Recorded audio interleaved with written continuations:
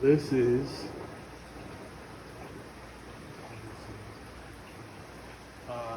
my little fish lab that I call it.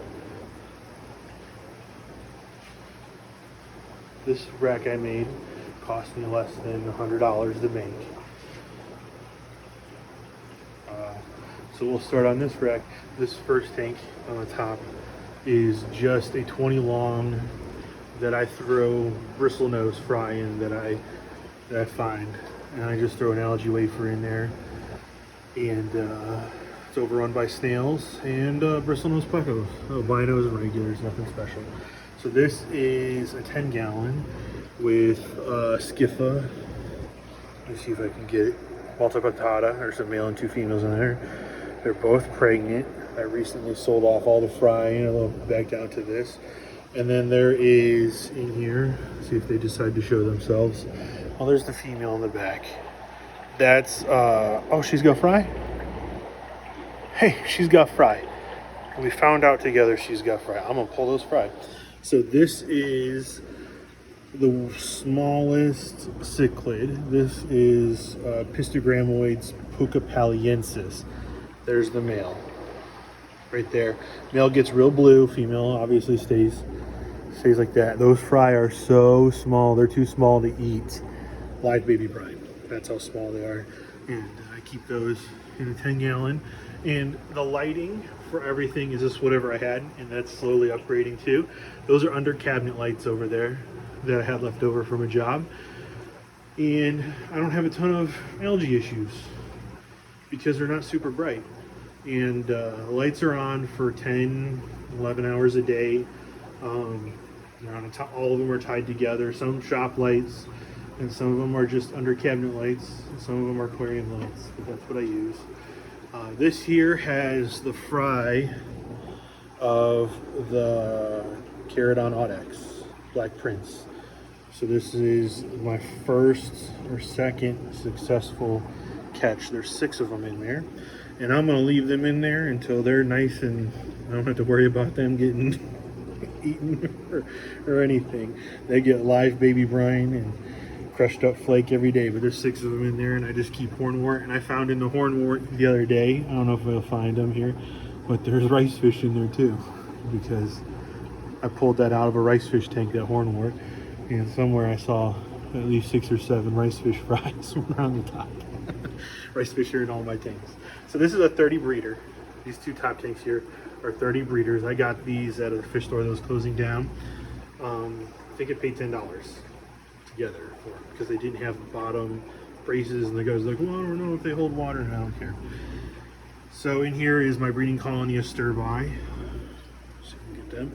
There should be like 10 of them, and then there's one little tiny, well, not tiny, but there's a small one. It's my first sturbi, and he's floating around in there that I was able to successfully breed. There's at least 10 of them, and then there's long fin, blue-eyed, bristlenose plecos in there also. And then this summer's breeding project is also growing up in here. Let me grab the light. There is the African fascination barbs. There's 5 of them. There's 2 females and 3 males. Very pretty, super underrated, purpley red barb. They don't get big. That's about as big as they get right there. You can kind of see them. Let's see if you have it. These longfin blue eyes have yet to spawn for me. This is a catch-all tank right now. This other 30 breeder. I had some really cool Japanese albino, I forget what kind of swordtails they were, but there's the 2 females, the male died. So I was really upset about that. So I threw them in here with those swordtails that were sold to me as Montezumas. I think they're probably Rio Tapas. And then there's Philippine Blue Angels. It's a breeding pair I keep in there. And there's bristlenose, and there's a rice fish swimming around. And then there's an extra female of the Pistogramoides pucopaliensis in there. And then on the bottom rack, this is a 33 long. And this is my Mica splendens slash There's a couple little fish in here that I keep just for whatever reasons. So there's a couple extra males of Scylomastix barbatus right there. I have a colony in the other tank you'll see here in a second. And then I have bronze cories that spawn in here all the time and I pull their eggs. And then there's Amicus splendids. You can see their fry. Okay, all over. There's at least 30 or 40 fry. And there's some, you know, I experiment with live plants on what works best. I find in my tanks that cory right there is a female, and I bought her that way from a pet store. They were gonna kill her, and I said, no, I'll take her. And she's just lived all funky and deformed like that, and she'll give me eggs all, you know, every once in a while. But there's like 6 large bronze and 3 Scylomastix barbatus in there. Really cool. Those are males. I pulled the extra males out. I think that's a female. I threw it with them, but they don't seem too interested in her. So they only seem interested in each other. They're one of the most territorial of the Corydoras type fish. But back to plants, nausea grass, any type of fern, and then bulbitis, African bulbitis. I've got probably 30 or 40 African bulbitis plants going in all the tanks. So I just let it go wild. In that tank, I'll pull the nausea grass out every once in a while and sell it off to somebody who wants it. But down here, oh, we'll go this way. We got this. This is the female that's carrying of the lateralis. Let's see if she is. I promise she's in there somewhere. She's probably back behind the filter. But I keep her in a 5, and I check every day, a couple times a day. This is a 5-gallon of Celestial Pearl Danio fry. And you'll see them floating around in there. It's a green water tank and some moss. And I keep the parents, the colonies in here. In here is my breeding pair of albino cories, and then there's the Audax Black Prince male. The female's in there too. She's back there somewhere. You can see the Celestial Pearl Danio. Every once in a while, I'll just throw a little container with some Java moss in the bottom, and the Celestial Pearl Danios will, for about a week straight, lay eggs in that, and I pull them, I just dump them into the tank next to it, and then that's how I get my fry. So this tank is another 10-gallon, and this has got Corydoras schwartzi. There's 8 of them in there. And I'm experimenting, trying to get them breed their breeding size. They're larger. So I put a power head in there, aiming down, and a catop leaf to lower the pH and the tannins. And I'm seeing if they will breed with the larger water flow. No luck yet. It's like week 1. I give them water changes every day. Let's see what they do. This is Epistogramma Pandoro. That's the male. This is a 10-gallon. The female's in there. I think she's on eggs or wigglers. I'm hoping that's what's happening. Another 10-gallon with some angels that I like to breed. Haven't been doing them recently, but a lot of people are asking for them, so I'm probably going to do them again. And then we'll go down to the bottom of that rack. Let me get my little bench, my little mechanics thing here. This is a 40 long, and this is Xenotoca eiseni. There's some skunk cories in there, as always. There's bristlenose everywhere in all my tanks. So they just kind of do their thing. There's bulbitis, Java fern windelhoff, narrow-leaved, Anubias nana in there also. I do find that the colony spawning tanks, plants do better. Don't know yet what the correlation is, but these plants do amazing versus other ones. And I've got snails everywhere. Don't hate at me for my snails. So this is Cracodon lateralis. This is the main tank. They're super shy. They like to hang out in the back. They really need to be brought up to a 10-gallon. Very hard fish to really keep track of. I've tried moving all the decor to the back to move forward. I've tried moving it all to the front. Oh, there's one coming up. And come out and say hi. Very pretty fish, super underrated males. get this good red flash on them. But I've tried everything I could to get me more up front. Male spar, not a ton, but they definitely will.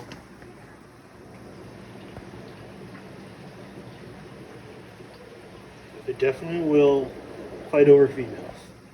So, and then Chapalatheus Heralis, I'm sure I'm saying that wrong.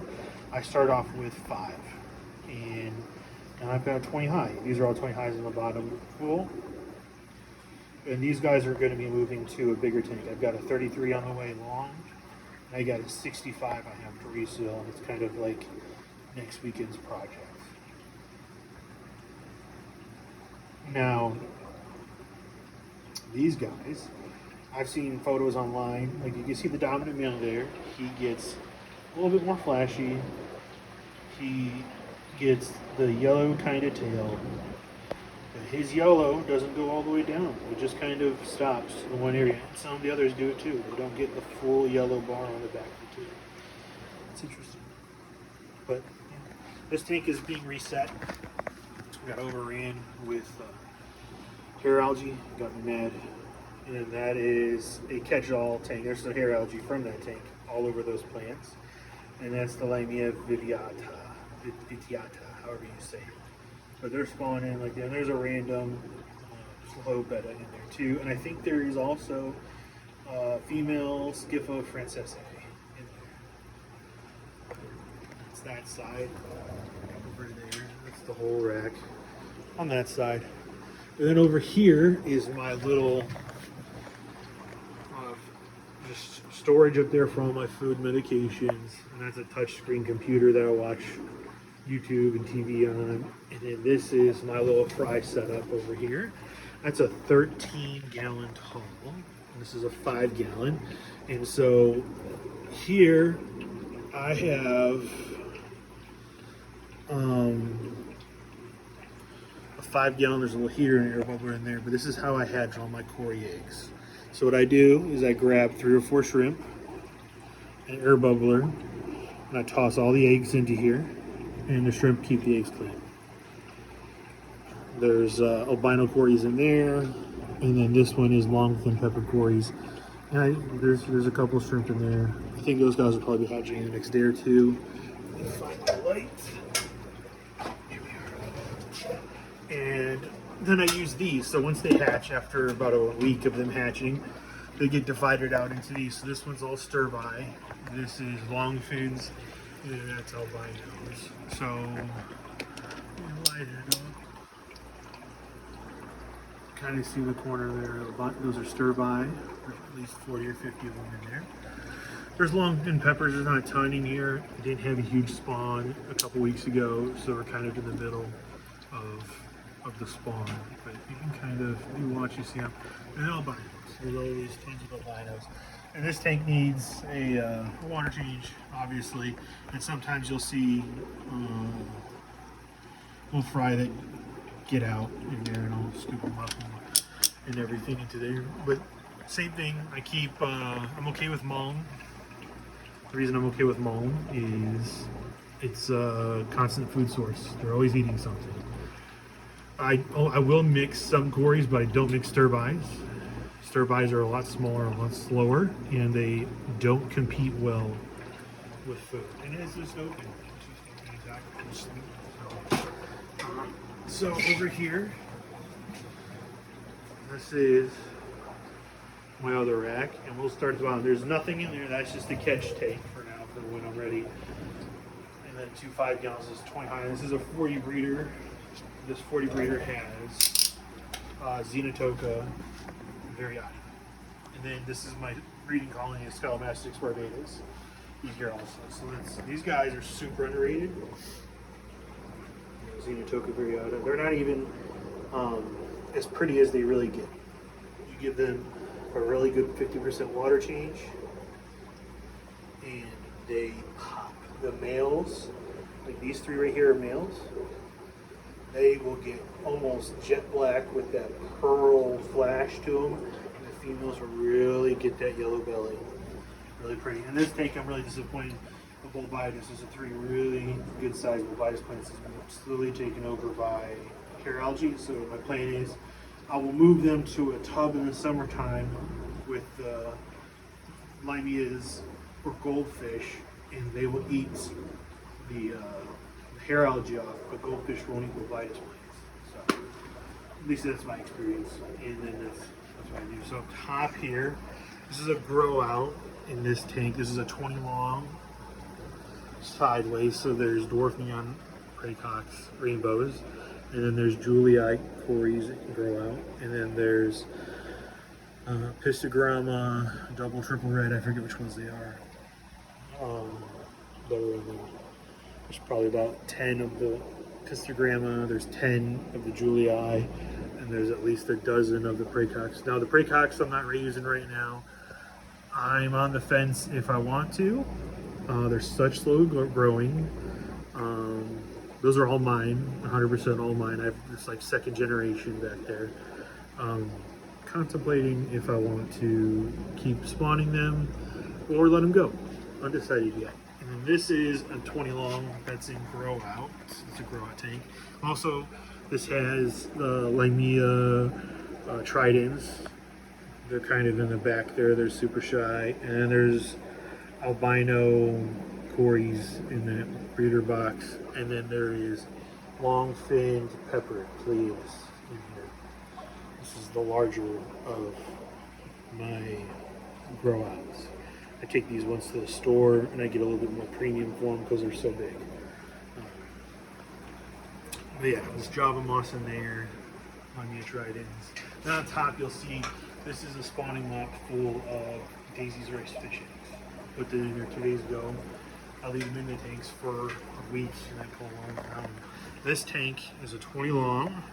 Just did a water change, that's why everything's like all the way it is. This is a grow out of long fin peppers, bronze cories. Some of these peppers get crazy long fins on top. You see that one in the front?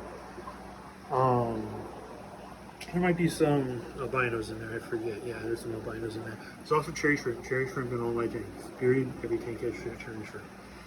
Every tank. I don't care about the algae. That tank, after the next month, when these fish go to the store, this tank will get entirely reset from square one. It will be tore down and reset. But this tank gets fed an insane amount of food and gets a 50-60% water change every day. Just about every day. There's Limea vidiatas in there also. They actually help control the algae. They are one of the best algae eaters of fish that I keep. Male and female, larger pair in there. Another thing of not daisies. This is whites and orange Medacas. Spawning mops.